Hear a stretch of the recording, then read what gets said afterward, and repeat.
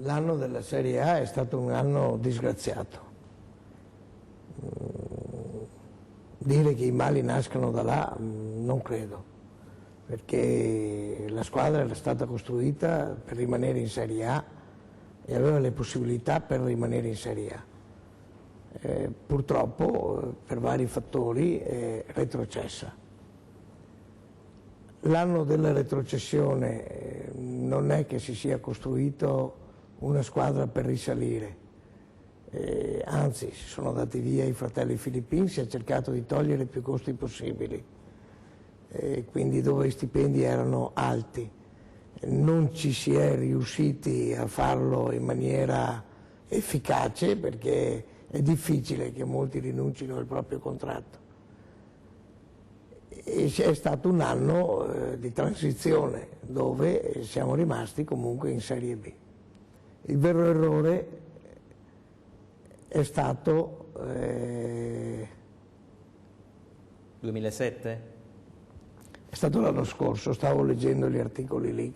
Gli SMS che arrivano.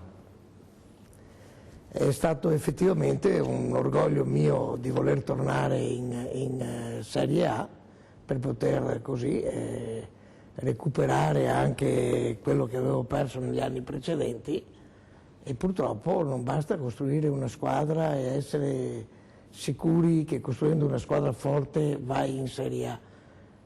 Lì quella retrocessione è stata tremenda, perché purtroppo l'anno scorso io ho sopportato i costi calcolati per finire il campionato, ma non avevo calcolato di non andare in Serie A, ma quasi quasi retrocedere, e quindi quest'anno la perdita non sono riuscito a sostenerla. Non è stato forse un errore? Lei nel 2007 mi pare aveva attrezzato una squadra, insomma, con grossi nomi per tentare di ritornare in Serie A o quantomeno di avvicinarsi a questo traguardo.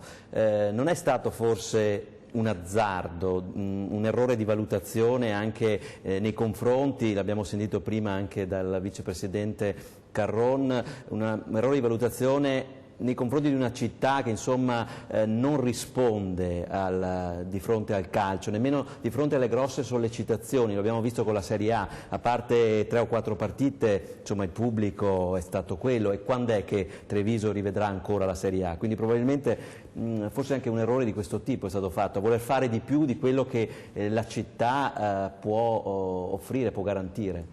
Io credo che una società in Serie A si possa autogestirsi una volta che è in Serie A, mentre in Serie B e nelle categorie Pro è difficilissimo poterle sostenere nel calcio di oggi, a meno che non ci siano imprenditori che di tasca propria, mi complimento con il Padova che è ritornato in Serie B, ma la vicepresidente Carron sicuramente ne conosce i sacrifici economici e ne conoscerà sicuro i sacrifici economici anche per la B, e io auguro che quanto prima vadano in Serie A, perché il Padova è una piazza da Serie A e solo in Serie A si può, anche piccoli club possono autogestirsi.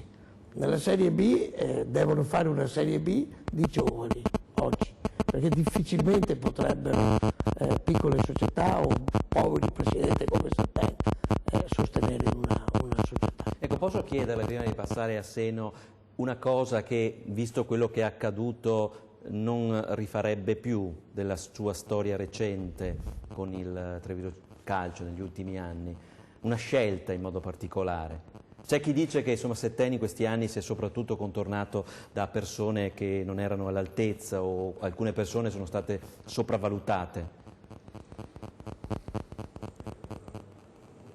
Il calcio è fatto di tanti fattori, è fatto di fortuna, se le cose vanno bene sono tutti bravi, se le cose vanno male di chi è poi la colpa. L'ultimo personaggio è il dottor Gardini, che io ho la massima stima tuttora, e quello che ha fatto io non ho niente da rimproverare.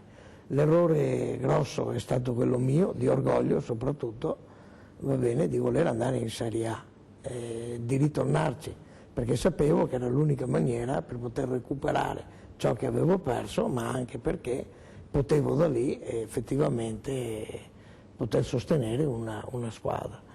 È chiaro che purtroppo le cose sono andate male e io